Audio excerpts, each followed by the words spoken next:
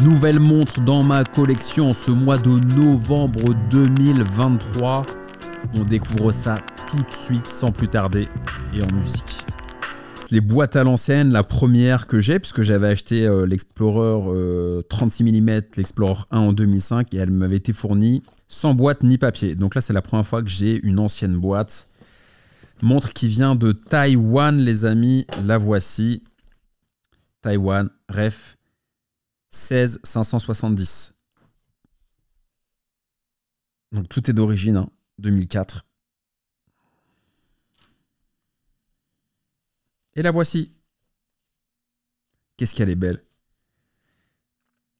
Alors j'avoue qu'elle est belle aussi avec le cadran polar. Mais ce sera peut-être pour une prochaine fois. Si je prends une polar, je pense que je la prendrai au tritium. Pour avoir cette patine un peu coquille d'œuf qui se fait. 40 mm officiellement, en réalité 39,2, 39,3 mm. Un poids contenu aux alentours, à mon avis, des 130 grammes, entre 130 et 140 grammes, donc plus légère que bon nombre de Rolex professionnels actuels. Cadran noir, triangle inversé, index cerclé, aiguille Mercedes, la date à 3 heures, le protège-couronne. Effectivement, une autre aiguille qui fait son apparition. Et à quoi elle sert? C'est pas vraiment pour le GMT. À quoi elle sert? C'est une montre d'explorateur, comme vous savez. Elle sert à vous dire, est-ce qu'on est le jour ou la nuit? Finalement, c'est la montre des grands aventuriers, des grands explorateurs. Et on considère qu'ils n'ont pas forcément la vision nocturne, qu'ils sont peut-être dans des environnements hostiles. Et ils ont besoin de savoir, à l'aide de cette aiguille rouge, est-ce qu'on est le jour ou est-ce qu'on est la nuit? On voit que cette lunette est graduée jusqu'à 24. Donc là, lorsque vous êtes entre 24 et 12, c'est la nuit. Donc minuit, 24 c'est 24 heures minuit, 1 heure, 2 heures du matin, 3 heures, 4 heures, 5 heures, 6 heures, 7 heures, etc. jusqu'à 12 heures. Donc là, on est de nuit. Et là, on est le jour. C'est le jour. Donc là, on voit par exemple, on peut lire qu'il est 17h10 et également, on peut lire l'heure ici. Donc c'est pas pour avoir un deuxième fuseau horaire comme sur une GMT, une GMT2. C'est pour lire l'heure de manière plus rapide et d'être aidé aussi par la lunette. Donc on voit qu'il est 17h12. Et là, on voit également l'aiguille rouge, hop, 17h12, parce qu'on est entre le 16 et le 18. Un peu au-dessus du petit triangle inversé sur la lunette. Donc là, on est encore le jour. C'est honnêtement assez pratique. Moi, j'aime bien. Et je trouve ça formidable d'avoir une aiguille rouge qui ressort sur ce cadran noir. Alors sur le cadran blanc, ça ressort encore plus. Regardez l'état de cette montre, neuve de stock. C'est pas une montre qui a été repolie, retravaillée, restickée ou je ne sais quoi. Elle est véritablement neuve de stock. Elle n'a jamais été portée. Ça a certainement été un cadeau. Vous savez, parfois, il y a des gens qui offraient et qui offrent toujours des montres Rolex ou d'autres marques, mais Rolex, c'est vrai que c'est un très bon exemple, en cadeau pour diverses raisons. Et c'est un cadeau, un propriétaire qui ne l'a pas porté et qui l'a mis en vente, après l'avoir conservé pendant 18 années. Admirez l'état de la montre. Il y a encore le sticker au fond. Voilà. Parfait. Il y a encore le sticker au fond. Donc elle est top. Et pourquoi je l'ai achetée? Parce que déjà, elle me va très bien. Et de deux, je trouve ça assez incroyable d'avoir une montre comme si tu l'achetais chez Lade en 2004, mais de l'acheter en 2023, donc 18 ans après. Quand on est passionné, c'est formidable. C'est comme si vous étiez un passionné de BMW et que vous puissiez acheter une BMW E46 CSL ou normale, neuve, avec 0 km. Ça vaudrait une fortune. Ou alors une Porsche, je ne sais pas, 27 RS ou 964 ou peu importe. Je vais comparer ça à une E46 de chez BMW Motorsport, mais ça pourrait être une Porsche aussi. C'est comme si elle avait 0 km. Je vais la mettre au poignet.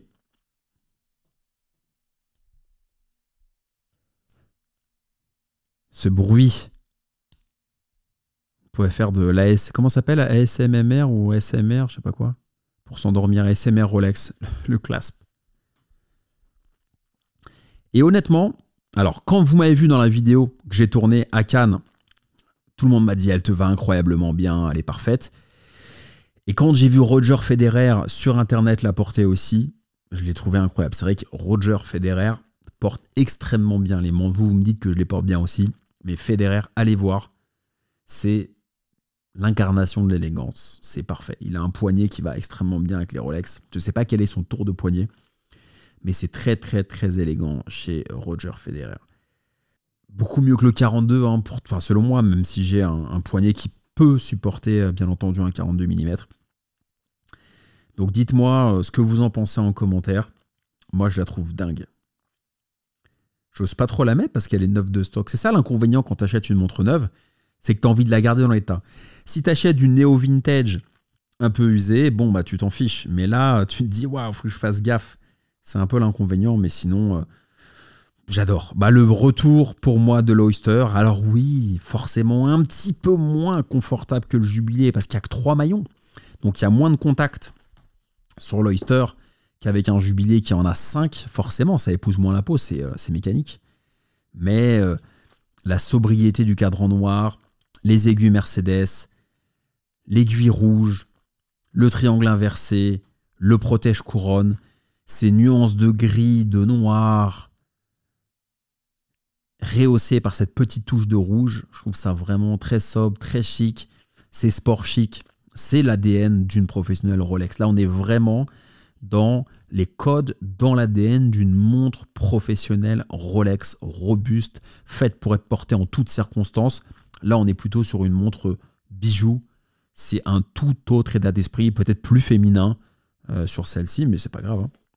Et idem sur cette Datejust 41 que j'aime beaucoup et que vous connaissez déjà si vous suivez ma chaîne. Voilà, donc je la porte. Vous allez me voir sur d'autres vidéos avec. Le Super Minova, il marche du feu de Dieu. Je mets un tout petit peu de lumière et là, ça se voit. Je ne sais pas si on arrive à voir comme ça, mais je la trouve top. Franchement, je suis très content. J'ai vraiment hésité. J'ai saoulé le marchand chez qui la vidéo, alors comment on fait, etc. J'ai hésité. Et pour la petite anecdote, il y avait également sur le coup un de mes abonnés à la chaîne Toquante qui voulait la prendre. Et lorsque je l'ai pris, on a même appelé l'abonné pour lui annoncer que c'était moi qui la prenais. Et du coup, je l'ai pu lui avoir au téléphone et j'ai pu discuter avec cet abonné. Donc si c'est toi qui regardes, tu te reconnaîtras et avec plaisir pour échanger ensemble et se rencontrer. J'espère pouvoir faire des meet-up avec vous en 2024, qu'on puisse se rencontrer. C'est vrai que je reçois beaucoup de messages, mais j'ai envie de mettre de la réalité. J'ai envie de vous rencontrer, j'ai envie qu'on puisse créer de vraies affinités, de vraies relations, qu'on se parle de ce qu'on fait dans la vie, de nos passions, vraiment qu'il y ait des interactions qui se créent, parce que le virtuel, bon, c'est un peu sec. En tout cas, merci, très content. C'est ma combienième de Rolex, je sais pas, 5 ou 6. Explo 1 de 2005 que j'ai acheté en 2011 ou 12. Air King 116-900 en 2019. Azzurro 41 que j'ai là en 2022. Wimbledon 41 Jubilé cannelé tout en or jaune acier en 2023. Celle-ci fin 2023, donc 6 mois après seulement la Wimbledon or jaune acier. Quelles sont les suivantes? Je ne sais pas. C'est vrai que j'aime beaucoup les modèles Daytona et puis les GMT2, par exemple une 16700, 16710 éventuellement, ou même des modèles encore avant. Par exemple, le modèle qui a été revendu aux enchères de Brando, je la trouve incroyable. Ils ont viré la lunette, viré l'insert, je trouve assez fou. Et elle me fait penser d'ailleurs un peu à celle-ci, puisque sur la GMT de Brando, il y a la lunette qui a sauté, donc elle est un peu nue, on la voit à l'écran. Et celle-ci, finalement, c'est comme si c'était une GMT avec plus de lunettes, puisque c'est argenté aussi, c'est gris. Donc on pourrait croire, il y a cette petite illusion qui ressemble de loin. Ça a été peut-être un élément supplémentaire parce que j'adore cet acteur aussi. En tout cas, très content. Elle me va très bien. Je l'ai resserrée un tout petit peu. J'ai hâte de la porter. J'ai hâte de la mettre à l'extérieur. J'ai hâte de regarder comment elle vit. De regarder comment dans un restaurant elle va rayonner. Je vais vous remettre un peu de lumière. Regardez. Ça, c'est beau. Ça, c'est beau. Voilà. Là, on est dans quelque chose. Là, on est dans le néo-vintage de chez Rolex que j'aime. C'est parfait. Merci pour votre fidélité. J'espère que l'investissement que j'ai mis en qualité d'image C'est des vrais euros, hein. Vous plaît. En tout cas, moi, je prends beaucoup de plaisir à faire ces vidéos-là, à me renouveler, à me remettre en question. Parfois, j'ai des commentaires souvent très positifs, parfois un peu moins positifs, un peu plus négatifs, et j'essaie de répondre, j'essaie de me remettre en question, de m'améliorer, de pivoter, comme on dit dans une entreprise, dans une start-up. En tout cas, je suis toujours preneur de vos retours. Le but, c'est que ça se fasse dans la sincérité et dans la bienveillance. On peut toujours tout se dire avec plaisir. À très vite les amis pour une prochaine vidéo. Prenez soin de vous.